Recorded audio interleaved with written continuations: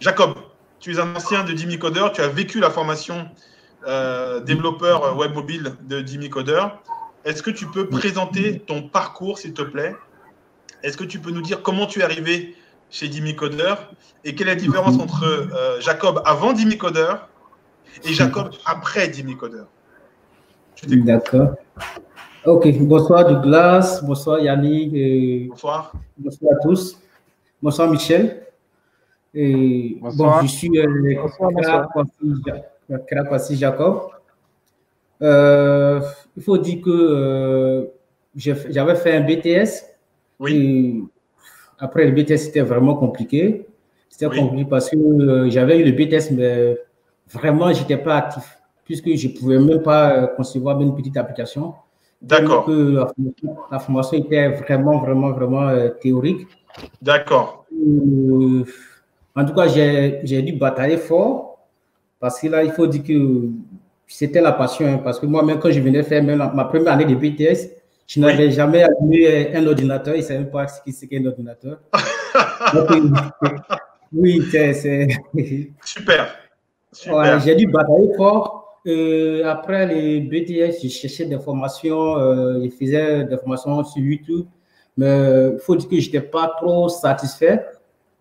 C'est un jour, je crois bien en 2017, que je faisais des requêtes sur Facebook et puis je suis tombé sur Jean-Noël, le Linguisant, qui m'a recommandé 10 000 codeurs. D'accord. J'ai vu le programme, vraiment après le programme, en tout cas quand j'ai vu le programme, j'ai vu que c'est ce que je cherchais au fait. C'est ce que je cherchais. Et puis voilà, j'ai fait la formation. Et il faut dire que la formation est beaucoup pratique. Oui. Jusqu'à la fin de la formation, avant de faire la formation de Java, même, je faisais beaucoup de PHP. Mais bon, je codais le PHP, bon, je codais, c'était pas trop donné au fait. Je faisais du code spaghetti, comme on le dit. D'accord. Après 10 000 codeurs, non seulement ma formation que j'avais avant, c'est-à-dire au niveau PHP, j'ai commencé à me perfectionner là-bas parce que là, j'ai commencé à écrire quelque chose de propre. En tout cas, ça m'a beaucoup aidé.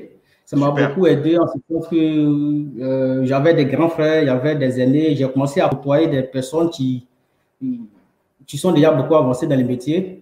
Tout à fait. On peut les citer. Hein.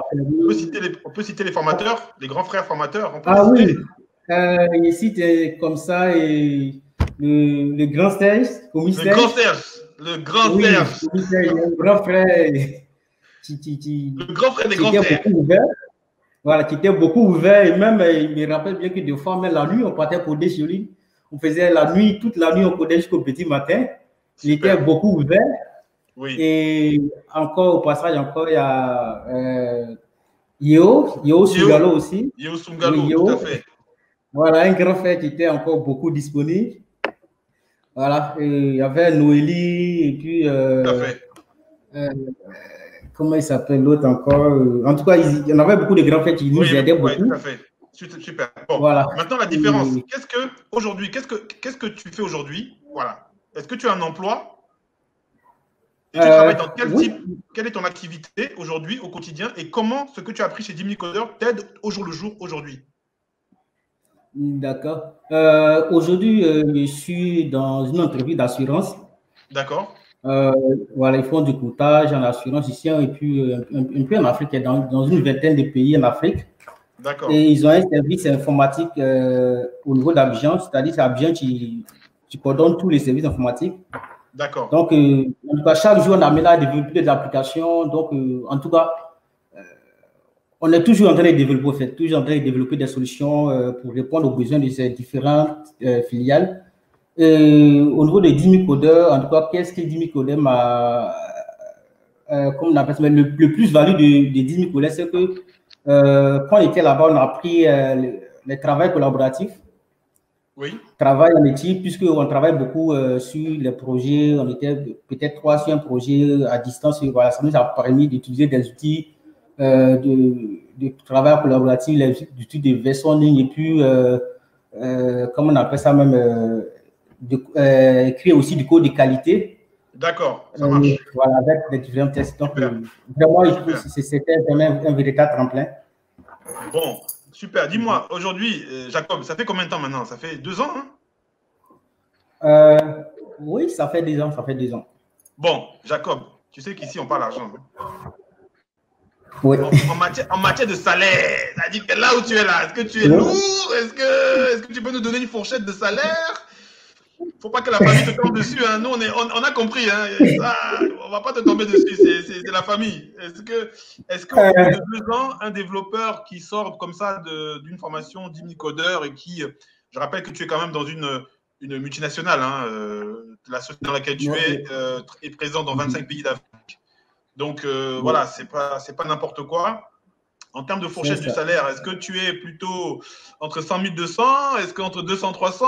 Est-ce qu'entre 300 400? Ou bien entre 0 et 500? Regarde, c'est important que les gens qui nous écoutent sachent que quand tu as eu un BTS, ok, et tu t'es formé avec 10 000 codeurs, voilà, tu t'es donné, tu t'es sacrifié, parce que moi j'étais là, je t'ai vu, hein, on se connaît. Donc, et maintenant, il faut que les gens sachent à peu près comment tu t'en sors. C'est important. Oui, c'est important, c'est important. Il faut dire que, oui, celui-là, je gagne un peu bon, en tout cas, parce que... mon frère, mon frère, mes petits. Bon, je ne vais pas t'embêter. Ce qui est important, c'est que tu puisses dire que ta vie a changé. D'accord, d'accord. Au fait, je voulais dire que c'est au-delà de 250, au-dessus même de 250. Voilà. D'accord, très bien. Voilà, au-delà de ça. Bien. Donc, c'est bien, mais bientôt, tu vas demander augmentation parce qu'il y a madame, il y a l'enfant qui va arriver, c'est pas ça? Ah oui, bien sûr. En tout cas, merci pour ton témoignage. Alors moi, je voudrais que tu me parles un peu parce que tu m'as dit en off que bon, tu as fait du développement avec nous, bien sûr, mais que tu fais un gros travail pour mettre à jour tes compétences. Et tu m'as dit que tu as essayé de auto-former à l'IA. Est-ce que tu peux me dire comment tu as essayé de t'auto-former à l'IA? Comment ça s'est passé? Allô? Oui. Comment tu m'as dit que tu as essayé de t'auto-former, auto-formation. Oui.